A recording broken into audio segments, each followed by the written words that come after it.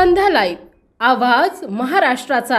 नमस्कार, मी गौरी, आपण पाहत आहात संध्या लाईव्ह। सार्वजनिक गणेशोत्सव जवळ आला असून या निमित्ताने जेजुरी येथील कुंभारवाड्यात श्री गणेशाच्या मूर्तींना रंगकलेचा शेवटचा हात देण्यासाठी मूर्तिकारांनी लगबग सुरू केली आहे। महाराष्ट्राचं कुलदैवत असणाऱ्या खंडोबा देवाच्या जेजुरी नगरीत आणि पंचक्रोशीत गणेशोत्सव मोठ्या उत्साहात साजरा केला जातो।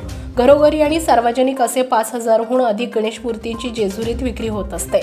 जेजुरी येथील मूर्तिकार तुषार कुंभार, सचिन कुंभार आणि त्यांचा परिवार गेली 4 पिढ्यांपासून श्री गणेशाची मूर्ती तयार करून त्याची विक्री करतायत। गणेशोत्सव जवळ आल्यानं या परिवारानं तयार केलेल्या 1500 मूर्तींवर रंगाचा शेवटचा हात देण्यासाठी लगबग सुरू आहे।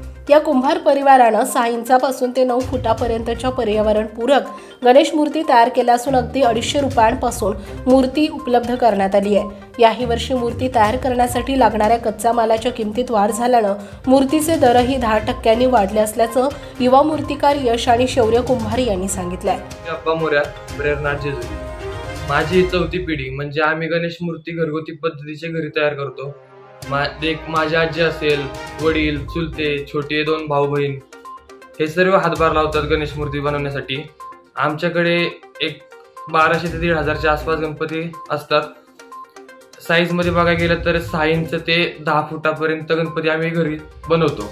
सर्वसामान्य गणेश भक्तांना परवडतील असे 251 पासून ते 15000 पर्यंत गणेश मूर्तीची विक्री होते आमच्याकडून। जेजुरी आणि पंचक्रोशीतून आमच्याकडे गणेश मूर्त्यांना बऱ्यापैकी मागणी आहे।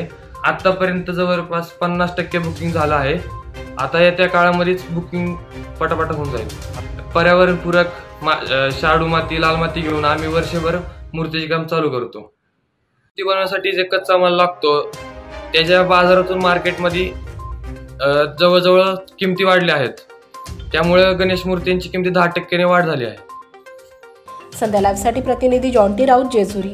ताज्या आणि महत्त्वपूर्ण बातम्या पाहण्यासाठी आजच आमच्या संध्या लाईव्ह न्यूज चॅनलला YouTube वर सबस्क्राइब करा आणि बेल आयकॉन प्रेस करा।